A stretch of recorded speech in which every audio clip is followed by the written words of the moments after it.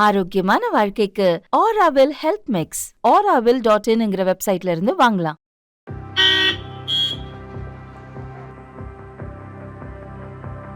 இன்னும் அமௌண்ட் போக மாட்டேங்குது. அக்கௌண்ட்டே இது லாக் ஆயிடுச்சா? அக்கா 10 ரூபா இப்போதைக்கு இருக்கு. ஜிபேல பணம் போக மாட்டேங்குது. 2 ரூபா அப்புறம் கட்டா. ஓகே.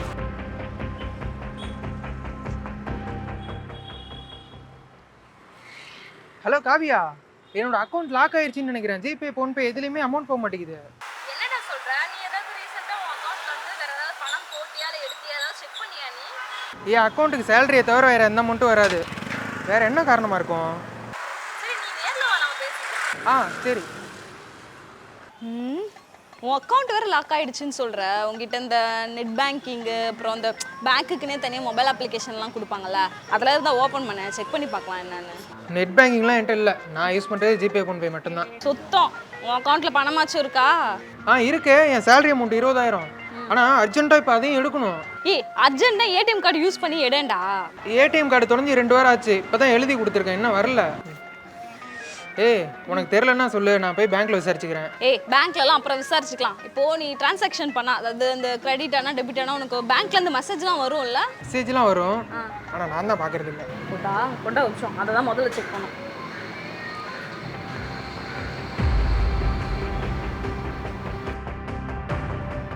இப்போ இவருக்கு நடந்த மாதிரி தான் பேங்க் அக்கௌண்ட் வச்சிருக்க எல்லாருக்குமே நடக்க சான்சஸ் இருக்கு. இப்போ நீங்க 2-3 அக்கௌண்ட் வச்சிருக்கீங்கன்னு வச்சுக்கோங்களேன், அதுல இதே மாதிரி நடக்கிறதுக்கு சான்சஸ் இருக்கு. நம்ம சென்னை முகப்பேர்ல வந்து ஒரு பொண்ணுக்கு இதே மாதிரி தான் நடந்திருக்கு.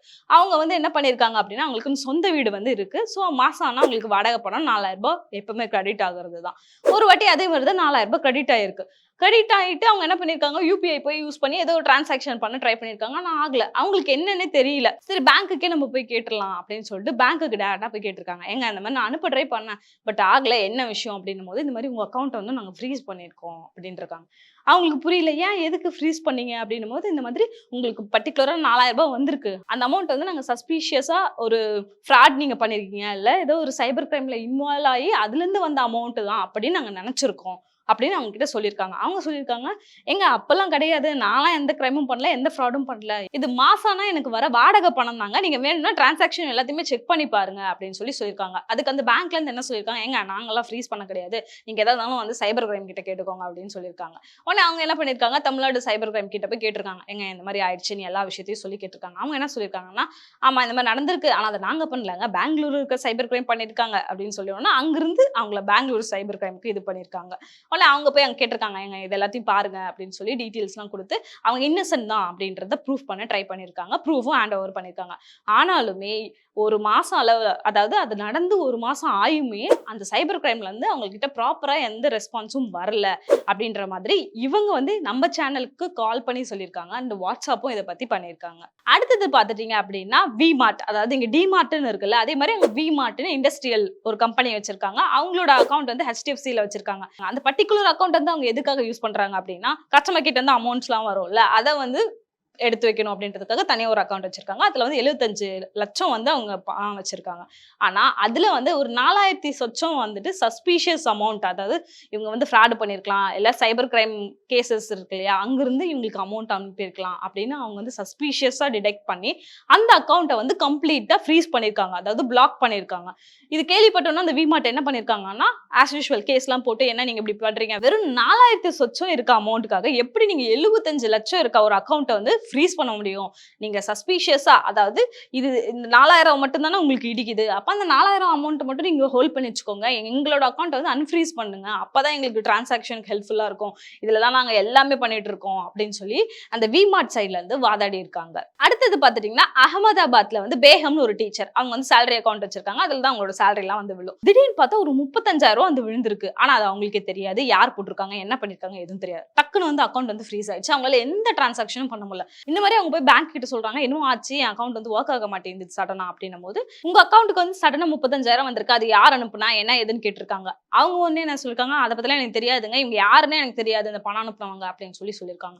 உடனே இவங்க என்ன பண்ணிருக்காங்க, உங்க அக்கௌண்ட்ல ஃப்ரீஸ் பண்ண முடியாது, இன்வெஸ்டிகேஷன் முடிஞ்சாதான் உங்க அக்கௌண்ட்டை வந்து நான் எங்களால ஃப்ரீஸ் பண்ண முடியும் அப்படின்னு இருக்காங்க. உடனே பேகம் என்ன பண்ணிருக்காங்க, அது எப்படி நீங்க எனக்கு எந்தவித இன்டிமேஷனும் கொடுக்காம, அதாவது முன்னறிவிப்புமே பண்ணாம என் அக்கௌண்ட் ஹோல்ட் பண்ணிருக்கீங்க, ஹோல்ட் பண்ணிக்கிறதும் மட்டும் இல்லாம இப்ப வந்து அன்ஃப்ரீஸ் பண்ண மாட்டேன்றீங்க அப்படின்னு சொல்லி கோர்ட்டுக்கு எடுத்துட்டு போயிருக்காங்க.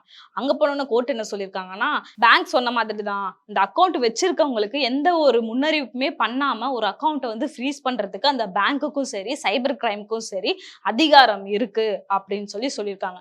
சோ அதனால நீங்க இதை பாயிண்ட் அவுட் பண்ண முடியாது, நீங்க வந்து உங்களை இன்னசென்ட்னு ப்ரூவ் பண்ணுங்க அப்படின்னு சொல்லியிருக்காங்க. அவங்களும் ப்ரூவ் பண்ணியிருக்காங்க. அதுக்கப்புறம் கோர்ட்ல இருந்து என்ன சொல்லியிருக்காங்க அப்படின்னா, இந்த இன்வெஸ்டிகேஷன்லாம் முடிஞ்சு ஆபீசர்ஸ் வந்துட்டு ஓகே அன்ஃப்ரீஸ் பண்ணுங்கன்னு சொன்னாதான் பண்ண முடியும், இல்ல எங்களால பண்ண முடியாது அப்படின்னு சொல்லிட்டாங்க. அடுத்த இன்சிடென்ட் என்னன்னு பாத்துட்டீங்கன்னா, ஒரு விவசாயி அவர் வந்து ராஜஸ்தான்ல இருக்காரு. அவருக்கு வந்து 3 தவணையா 15 லட்சம் வந்து அவரோட அக்கௌண்ட்டுக்கு வந்திருக்கு. அதாவது இன்சூரன்ஸ் கம்பெனிக்கு அனுப்ப வேண்டியது மாத்தி இவங்களுக்கு அனுப்பிச்சிட்டாங்க.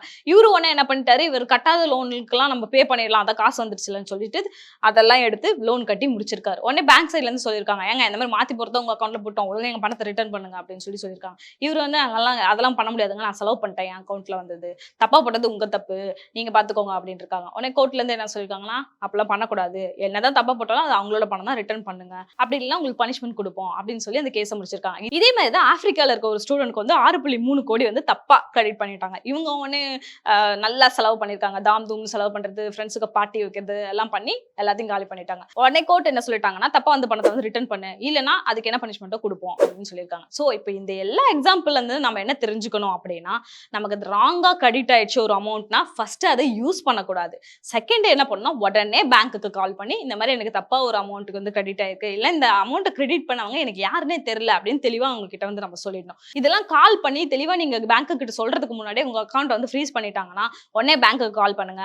அப்படி இல்ல அப்படின்னா பேங்க்குக்கு டைரக்டா போயிட்டு என்ன நடந்துச்சு அப்படின்றத சொல்லுங்க. இந்த மாதிரி எந்த விதமான பேங்க் அக்கௌண்ட்டை வந்து அவங்க ஃப்ரீஸ் பண்ணுவாங்க, அதாவது பிளாக் பண்ணுவாங்க அப்படின்னா, இப்ப நம்ம பேங்க் அக்கௌண்ட் ஸ்டார்ட் பண்றதுக்கு முன்னாடி நம்ம சொல்லியிருப்போம்ல, இது வந்து நான் பிசினஸ்க்காக தான் யூஸ் பண்ணுவேன், அதாவது கரண்ட் அக்கௌண்ட் இல்ல சேவிங்ஸ் அக்கௌண்ட் இல்ல ஜீரோ பேலன்ஸ் அக்கௌண்ட், இந்த மாதிரி நிறைய கேட்டகரிஸ் இருக்கு. அதை பர்டிகுலரா நம்ம சூஸ் பண்ணுவோம் இல்லையா, அதுக்கேற்ற மாதிரியான டிரான்சாக்ஷன் தான் இருக்கணும். அதை விட்டுட்டு நீங்க ஒரு இண்டிவிஜுவல் அக்கௌண்ட் ஓபன் பண்ணிட்டு அதுல வந்து கம்பெனியை ரன் பண்றீங்க அப்படின்னா அந்த இடத்துல உங்க அக்கௌண்ட் ஃப்ரீஸ் பண்றதுக்கான சான்சஸ் இருக்கு. ஸோ இந்த வீடியோ பார்க்குற யாராவது பிசினஸ் மேனா இருக்கீங்க அப்படின்னா, நீங்க எந்த அக்கௌண்ட்ல வந்து உங்களோட பிசினஸ் அமௌண்ட்லாம் வந்து விழுது அப்படின்றத கரெக்டா பாத்துக்கோங்க. அப்படி இல்லைன்னா உங்க அக்கௌண்ட்டை வந்துட்டு கரண்ட் அக்கௌண்ட்டுக்கு மாத்துங்க. அதே மாதிரி இப்ப எல்லாருமே வந்துட்டு கேம்பிளிங் பண்றாங்க, இல்ல கேம்ஸ் விளையாடுறாங்க. இப்ப நிறைய வந்துட்டு பாத்தீங்கன்னா ஆன்லைன்ல வந்து கார்ட்ஸ் விளையாடுறது அந்த மாதிரிலாம் நிறைய கேம்ஸ் வந்திருக்கு. அதன் மூலியமா நீங்க வந்து அமௌண்ட் வந்து உங்க அக்கௌண்ட்டுக்கு வந்துட்டே இருக்கு அப்படின்னா அவங்க பாப்பாங்க எந்த அக்கௌண்ட்ல இருந்து இவனுக்கு பணம் வந்துட்டே இருக்கு அப்படின்ற மாதிரி செக் பண்ணுவாங்க. செக் பண்ணிட்டு இருக்கும் போது இந்த மாதிரி கேம்பிளிங் மூலியமா தான் பணம் வருது அப்படின்னா அந்த அக்கௌண்ட் ஃப்ரீஸ் பண்றதுக்கும் சான்சஸ் இருக்கு. அதே மாதிரி பிசினஸ் டு பிசினஸ் அக்கௌண்ட், அதாவது இப்ப நான் ஒரு பிசினஸ் பண்றேன், இன்னொருத்தவங்க பிசினஸ் பண்றாங்க, எங்களுக்குள்ள ஒரு டிரான்சாக்ஷன் நடக்குது அப்படின்னா அது வந்துட்டு நார்மலா இருந்து அப்நார்மலா, அதாவது நீங்க வந்து 1 லட்சத்துக்கு தான் டிரான்சாக்ஷன் பண்ணுவீங்க ஒரு மாசத்துக்கு அப்படின்ற இருக்கிற பட்சத்துல நீங்க வந்து ஒரு திடீர்னு ஒரு 1 கோடி ரூபாய் வருது அப்படின்னா அதுக்கான கரெக்டான ப்ரூஃப் நீங்க முன்னாடியே கொண்டு போய் கொடுத்துட்டீங்க அப்படின்னா ஓகேவா இருக்கும். அப்படி இல்ல சடனா வருது, அதே மாதிரி டிரான்சாக்ஷன் வந்து ரொம்ப அதிகமா பண்றாங்க. இப்ப நம்ம அக்கௌண்ட் பார்த்தாலே தெரியும் இல்லையா, எனக்கு வந்து மாசம் ஆனா இப்படி எனக்கு ஒரு 50,000 சேலரி வரும், சேலரி வந்ததுல நான் இந்த மாதிரி தான் நான் ஸ்பெண்ட் பண்ணுவேன் அப்படின்னா அவங்க கிட்ட ஒரு டேட்டா இருக்கும். அதை விட்டுட்டு திடீர்னு பார்த்தா நான் வந்து டிசைனர் பேக் வாங்குறேன், ஒரு கார் வாங்குறேன், திடீர்னு ஒரு ஃபிளாட் வாங்குறேன் அப்படின்னா 50,000 சம்பாதிக்கிறவ எப்படி திடீர்னு இதெல்லாம் வாங்க முடியும் அப்படின்னு பேங்க்ல இருக்கவங்களுக்கு ஒரு டவுட் வரும். அதுவே அந்த டிரான்சாக்ஷன் வந்து ஒரு சைபர் கிரைம் ஓரியன்டான ஃப்ராடு கிட்ட இருந்து அந்த டிரான்சாக்ஷன் நடக்குது அப்படின்னா டக்குனி அக்கௌண்ட் வந்து க்ளோஸ் பண்ணிடுவாங்க. ஸோ இந்த மாதிரி எல்லாம் நம்ம கொஞ்சம் கேர்ஃபுல்லா இருக்கணும். நான் சொன்னேன் இல்லையா, சென்னையிலே ஒரு பொண்ணுக்கு நடந்தது, அப்புறமேட்டு அகமதாபாத்ல இருக்க ஒரு டீச்சருக்கு வந்து நடந்தது. இவங்க 2 பேருக்குமே ஏன் வந்து அவங்க அக்கௌண்ட்டே கம்ப்ளீட்டா ஃப்ரீஸ் பண்ணாங்க அப்படின்னா, அவங்க அந்த அக்கௌண்ட்டையே அவங்க வந்துட்டு சஸ்பீஷியஸா, அதாவது இவங்க ஏதோ ஃப்ராட் பண்றாங்க அப்படின்னு வந்து கோர்ட்டும் பேங்கோ இல்ல வந்து சைபர் கிரைமோ வந்து டிசைட் பண்ணதுனால தான் அவங்க அக்கௌண்ட்டே கம்ப்ளீட்டா வந்து ஃப்ரீஸ் பண்ணிட்டாங்க. அதே மாதிரிதான் இப்போ விமார்ட்ல வந்துட்டு 4,000 எங்க இருக்கு, 75 லட்சம் எங்க இருக்கு. ஸோ அதனாலதான் அந்த அமௌண்ட் வந்து கம்பேர் பண்ணிருக்காங்க. 4,000 அமௌண்ட்ன்றது 75 லட்சத்தோட கம்பேர் பண்ணும்போது ரொம்ப கம்மி அமௌண்ட் தான்.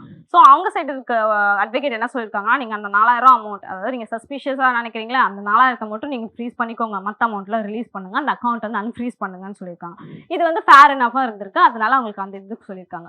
இந்த டீச்சருக்கும் அந்த பொண்ணுக்கும் வந்துட்டு அந்த அக்கௌண்ட்டையே கம்ப்ளீட்டா ஃப்ரீஸ் பண்ணிட்டாங்க, அதாவது பிளாக் பண்ணிட்டாங்க. இன்கேஸ் உங்களுக்கு அந்த மாதிரி கம்ப்ளீட்டா பிளாக் பண்ணிட்டாங்க அப்படின்னா அதை அன்ஃப்ரீஸ் பண்றதுக்கு நீங்க வந்து ப்ரூஃப் கொடுத்து நீங்க பண்ணிக்கலாம். அன்ஃப்ரீஸ் பண்றதுக்கான சான்சஸ் நிறையவே இருக்கு. ஸோ இப்போ வந்து ஃப்ரீஸ் பண்ணிட்டாங்க அப்படின்னா அந்த அக்கௌண்ட்ல வந்து நீங்க எந்த அமௌண்ட்டும் போட முடியாது, எந்த அமௌண்ட்டும் எடுக்க முடியாது. அதுதான் ஃப்ரீஸ் பண்றது அப்படின்னு சொல்லிட்டு. பட் மற்றபடி உங்களுக்கு வந்து ஏதாவது கிரெடிட் ஆனிச்சு இல்லை டெபிட் ஆகுது அப்படின்னா மெசேஜஸ் வரதுக்கான சான்சஸ் வந்து உங்களுக்கு இருக்கு.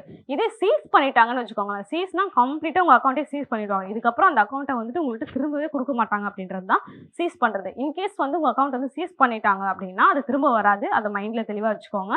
இன்கேஸ் அப்படி சீஸ் பண்றாங்கன்னா உங்களுக்கு முன்னாடி வந்து சொல்லுவாங்க. இப்போ ஃப்ரீஸ் பண்றதுக்கு உங்ககிட்ட முன்னாடி அறிவிப்பு பண்ணணும்னு அவசியம் இல்லை. இப்போ சீஸ் பண்றாங்க அப்படின்னா அங்க இருக்க மேஜிஸ்ட்ரேட் கிட்ட வந்து முன்னாடியே சொல்லி பெர்மிஷன் வாங்கி அதுக்கப்புறமா தான் உங்க அக்கௌண்ட் வந்து சீஸ் பண்ண முடியும்.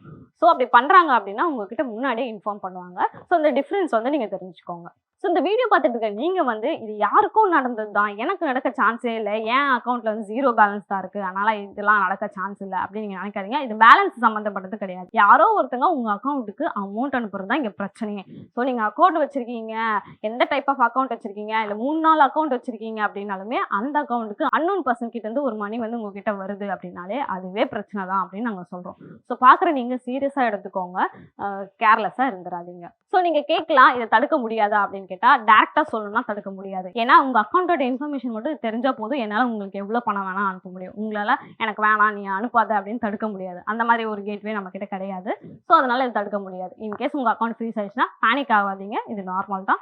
பேங்க் கிட்ட கால் டேக் பண்ணுங்க. ஸோ அதனால தான் உங்களுக்கு இதை வந்து நாங்கள் தெளிவாக டீட்டெயிலாக இவ்வளோ எஃபர்ட் போட்டு நாங்கள் சொல்கிறோம். இந்த மாதிரி நிறைய பேர் இந்த இஷ்யூஸ் தான் ஃபேஸ் பண்ணிட்டு இருக்காங்க. ஸோ நீங்கள் ஆல்ரெடி இந்த அக்கௌண்ட் ஃப்ரீஸ் பண்ணுறது, அதாவது பிளாக் பண்ணுறது இல்லை அன்ஃப்ரீஸ் பண்ணுறது, திடீர்னு உங்கள் அக்கௌண்ட் வந்து ஒர்க் ஆகாமல் போயிருக்கா, வேறு என்னென்னலாம் இந்த பேங்க் ஓரியன்டாக நீங்கள் ஃபேஸ் பண்ணியிருக்கீங்க அப்படின்றத மறக்காம கமெண்ட்ல சொல்லிடுங்க. இப்ப அண்ணன் உள்ள போனவன என்ன வேணாலும் நடக்கலாம். பேங்க் எப்படி அல்லாட போகுதுன்னு வேடிக்கையை மட்டும் பாருங்க. Follow me.